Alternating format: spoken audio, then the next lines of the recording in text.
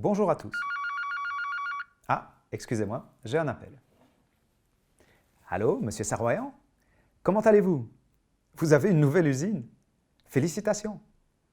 Et il faudrait faire quelques photos aériennes pour votre communication. Pas de problème. Vous pouvez m'envoyer son adresse exacte, je vous recontacte pour déterminer la date du vol. Bonne journée! Voici comment pourrait commencer une opération drone. La première chose que nous devons déterminer, ce sont les restrictions éventuelles dues à l'espace aérien qui seraient d'application à l'endroit où nous désirons voler. Le but de cette leçon est de découvrir ensemble l'espace aérien belge à l'usage du pilote de drone. Nous allons utiliser différentes sources d'informations et apprendre à nous en servir. Ceci demande un entraînement et pas uniquement le visionnage de la vidéo.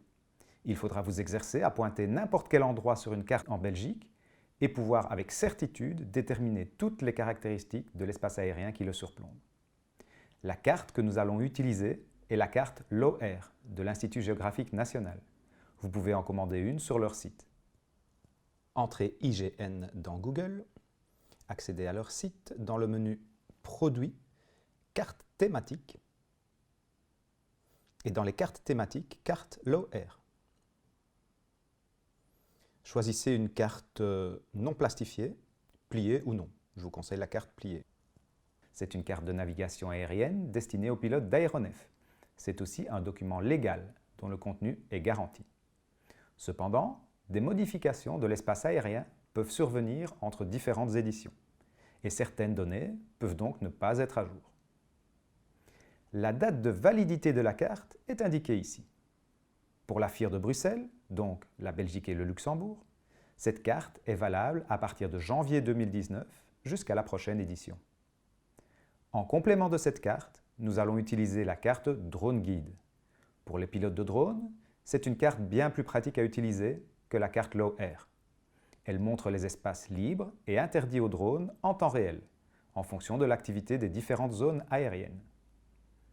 De plus, il suffit de pointer n'importe quel endroit sur la carte pour avoir la liste des zones de vol à basse altitude qui le surplombent, sans risquer d'en oublier un.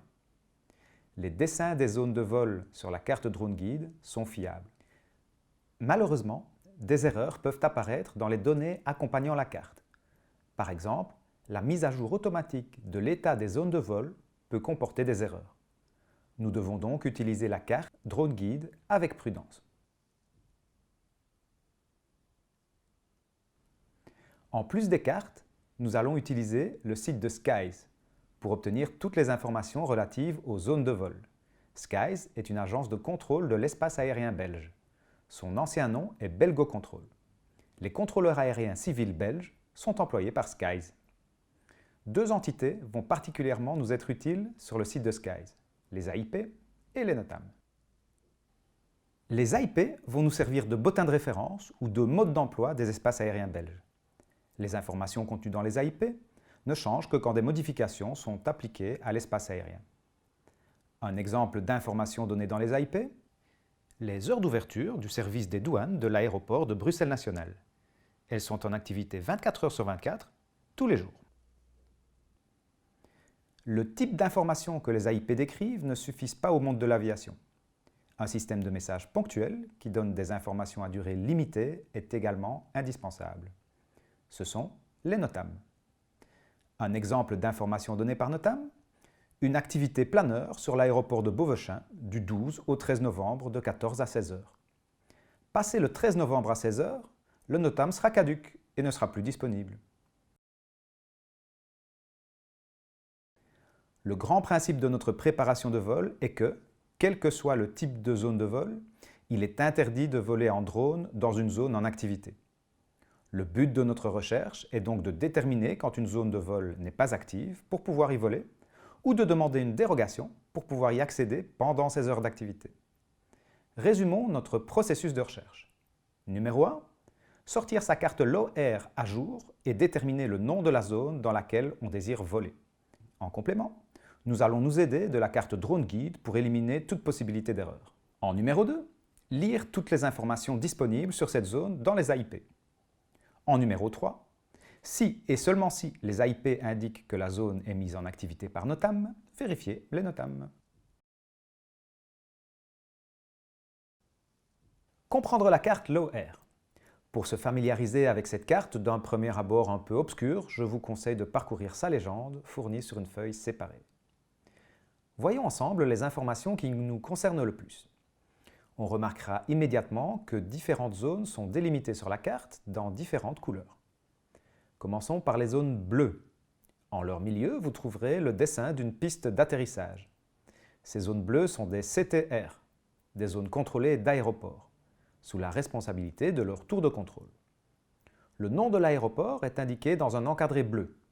Les CTR partent toujours du sol vers une altitude indiquée sur le contour de la zone. Ce contour est indiqué sur la carte par une ligne très fine et un pointillé épais vers l'intérieur de la zone. Pour Liège-Bierzet, on voit que l'altitude du sommet de la CTR est de 2500 pieds AMSL. Divisez l'altitude en pieds par 3 pour trouver une approximation de l'altitude en mètres. AMSL signifie au-dessus du niveau de la mer. Les différentes références altimétriques que vous allez trouver sur la carte sont GND pour ground, le sol. AGL pour above ground level ou au-dessus du sol. AMSL pour above mean sea level, au-dessus du niveau moyen de la mer. FL pour flight level, niveau de vol. Un niveau de vol, pour faire simple, est une altitude au-dessus du niveau de pression moyen sur Terre, 1013,2 hectopascal. Flight level 105 est le niveau de vol 105. On multiplie le flight level par 100 pour trouver le nombre de pieds, 10 500 pieds. Les niveaux de vol sont un système d'altitude de vol standardisé utilisé par les avions à haute altitude dans le monde entier. Tous les aéroports ne sont pas contrôlés. Par exemple, Spa est un aéroport non contrôlé. Il n'a pas de CTR, mais sa piste est dessinée sur la carte et son nom est indiqué dans un encadré bleu, tout comme dans le cas d'un aéroport contrôlé. Le vol drone est interdit dans un rayon de 1,5 nautique autour de la piste d'un aérodrome. Cette limite n'est pas dessinée sur la carte Low-Air, mais bien sur la carte Drone Guide. Certaines zones sur la carte ne sont pas liées à l'activité d'un aérodrome. Les zones à contour rouge sont soit des zones prohibited, interdites, danger, dangereuses, ou restricted, restreintes. Moyen mnémotechnique, péter de rire, pour P, D et R. Les zones rouges peuvent être civiles, comme la R11 autour de la centrale nucléaire de Tihange, ou militaires, comme la D37, zone d'entraînement de la force aérienne. Les zones magenta, attention, la couleur est proche du rouge, peuvent être des HTA, LFA, TRA ou TSA. Toutes les zones magenta sont des zones militaires. HTA, Helicopter Training Area. Elles partent du sol et montent jusqu'à 250 ou 500 pieds AGL. LFA, Low Flying Area. Elles ne partent pas du sol, mais sont des zones à basse altitude et se situent souvent, mais pas toujours, au-dessus des HTA. TRA, Temporary Reserved Area. TSA, Temporary Segregated Area. Les noms des zones et leurs limites verticales sont indiqués à l'intérieur des zones ou à proximité si leur surface est trop petite. Bien qu'un examen approfondi de la carte Low-Air permette de déterminer l'emplacement de toutes les zones de vol en Belgique, une erreur d'inattention ou d'interprétation est possible et l'utilisation de la carte Drone Guide sur le site de Skies permettra de lever le doute. Utilisation de la Drone Guide Map. Pour commencer, assurons-nous que les zones qui apparaissent sur la carte correspondent bien à une utilisation commerciale, autrement dit classe 1 ou classe 2, et non récréative. Vérifions également que toutes les couches cartographiques sont sélectionnées. En dézoomant pour voir toute la Belgique, cette carte permet de voir en temps réel quels endroits sont autorisés ou interdits au vol drone. En gris, le vol est autorisé. En rouge, il est interdit. En jaune, une zone va devenir active, mais est encore libre pour le vol drone. Toutes les zones aériennes sont dessinées et délimitées par des contours rouges. La surface à l'intérieur des contours devient rouge quand la zone est active. Pour avoir une liste de toutes les zones au-dessus d'un point, cliquez simplement sur ce point et la liste apparaît. Cliquez sur chacune des zones et une boîte d'informations apparaît à gauche de la carte. Des informations sur l'activation peuvent être affichées avec des heures indiquées en temps local. Attention, les dessins des zones sont exacts, mais ce sont les AIP et NOTAM qui sont à prendre en compte en cas d'informations divergentes entre les AIP et NOTAM d'une part et Drone Guide d'autre part. En effet, le système de mise à jour automatique de DroneGuide ne tourne pas depuis assez longtemps que pour être à coup sûr exempt de toute erreur. Vous êtes responsable de votre interprétation des documents mis à votre disposition et une compréhension approfondie des AIP et NOTAM est donc indispensable. Nous verrons dans les exercices comment utiliser la carte DroneGuide sans risque de se tromper. Utilisation des AIP. C'est une information fiable qui peut être considérée comme une source sûre. Voici le chemin d'accès aux AIP sur le site de Skies.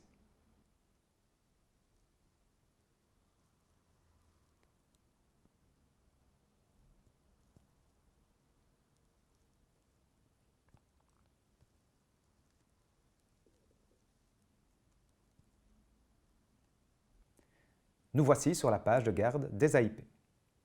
Sur la gauche, vous pouvez voir les différentes rubriques, dans 3 grands groupes, Général, En route et Aérodrome. Dans la rubrique Général, vous trouverez par exemple les numéros de téléphone des différents centres de contrôle civils et militaires. Dans la rubrique En route, on va trouver des informations qui ne sont pas directement en relation avec un aéroport. Les informations qui intéressent le plus les pilotes de drone se trouvent dans le menu 5, Navigation Warnings.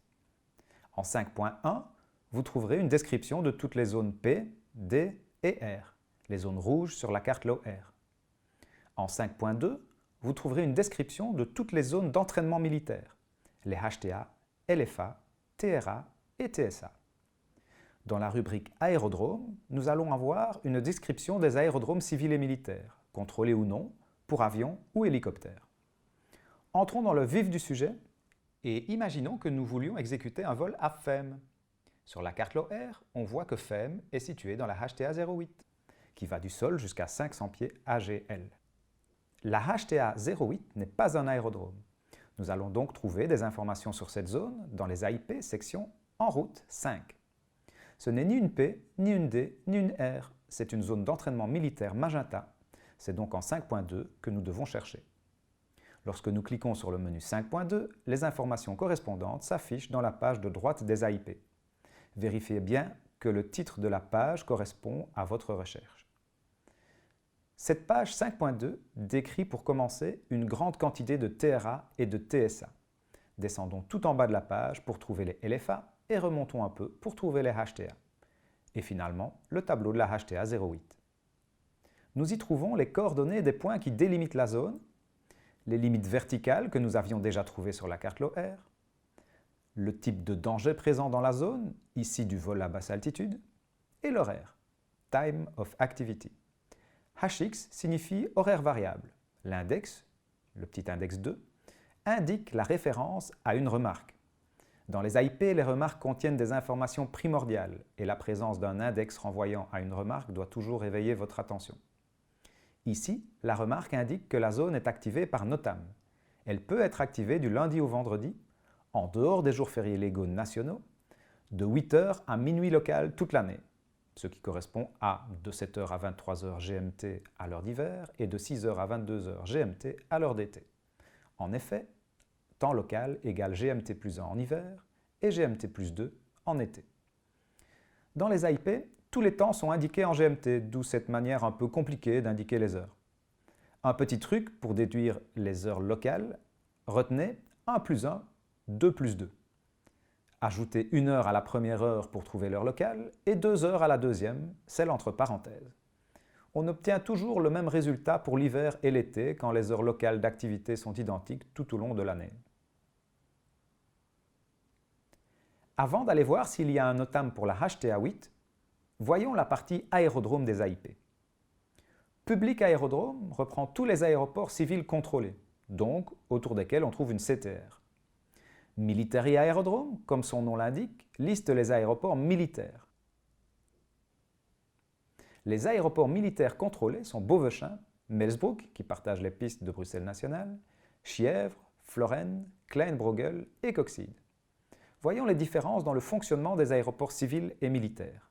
Prenons Liège-Bierzet, aéroport civil. Dans le panneau numéro 2, Operational Hours, nous allons trouver les heures d'ouverture de tous les services de l'aéroport. Les heures d'ouverture de la CTR correspondent aux heures d'ouverture du service numéro 7, Air Traffic Service. À Bierzet, la CTR est donc active 24 heures sur 24, 7 jours sur 7, tous les jours de l'année. Tout vol dans la CTR de Liège sera donc soumis à une dérogation. Voyons à présent Beauvechain. C'est un aéroport militaire. La seule façon de le voir sur la carte Low Air est la présence d'une zone restricted, rouge, autour des pistes, faite pour interdire le passage des aéronefs civils lorsque la CTR est inactive. Dans le panneau des Operational Hours de Beauvechain, on voit que le service ATS a les mêmes heures d'ouverture que le service administration. Ce service est ouvert du lundi au vendredi, de 8h30 à 17h30 local. La présence de l'index 1 doit attirer toute votre attention. La remarque en bas du tableau indique que les heures planifiées d'ouverture en dehors des heures standards seront annoncées par Notam. En plus, comme Observe peut activer la zone sans prévenir par Notam, par exemple en cas d'alerte réelle. Un coup de téléphone au centre de Zemmerzak est obligatoire. Si on résume, pour voler sans dérogation dans n'importe quel CTR militaire, c'est-à-dire en dehors de ses activités, il faut d'abord vérifier l'horaire normal du service ATS, qui est le même que celui du service administratif, puis vérifier les NOTAM, et ensuite signaler son vol par téléphone à Zemmerzak ATCC. Voici le chemin d'accès au numéro de téléphone de Zemmerzak ATCC dans la partie générale des AIP.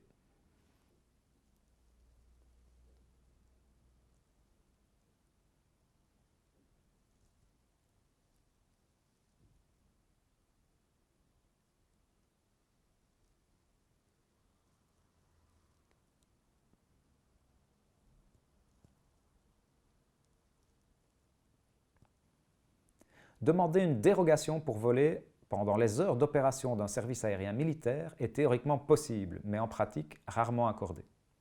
Pour ce qui est des aéroports non contrôlés, l'arrêté royal indique qu'on ne peut voler à moins de 1,5 nautique d'un aéroport et 0,5 nautique d'un héliport. Ces zones d'exclusion ne sont pas dessinées sur la carte Low Air, mais bien sur la carte Drone Guide. Attention, pour obtenir une autorisation de vol à proximité d'un aéroport non contrôlé, il n'est pas nécessaire de demander une dérogation, mais bien d'obtenir l'autorisation des autorités de l'aéroport, dont vous trouverez le numéro de téléphone dans les AIP.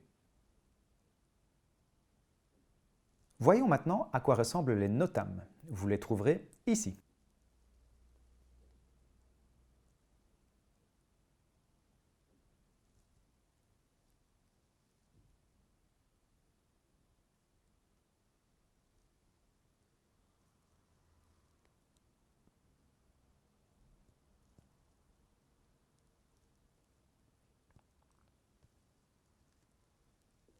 Il y a également un lien à partir de la page de garde des AIP.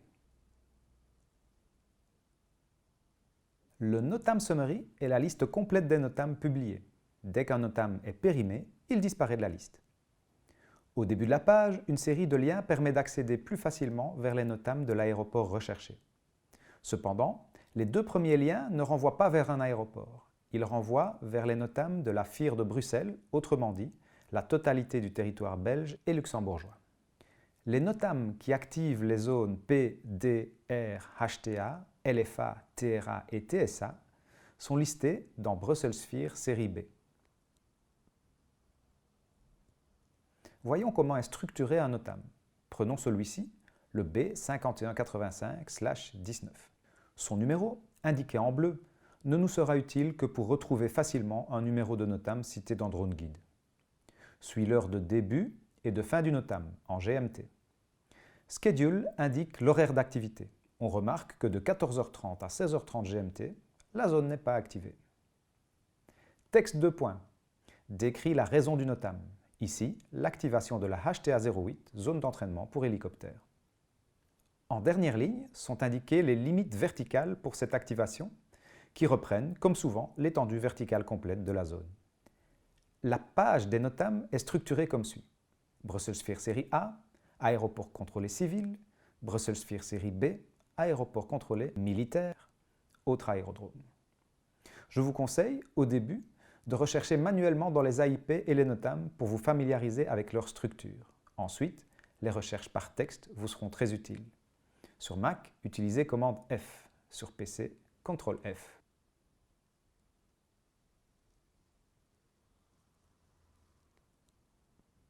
Nous avons fait le tour de la base nécessaire pour déterminer si on peut ou non voler en drone quelque part en Belgique. C'est une discipline qui demande de l'entraînement. Nous allons faciliter cet entraînement par quelques études de cas.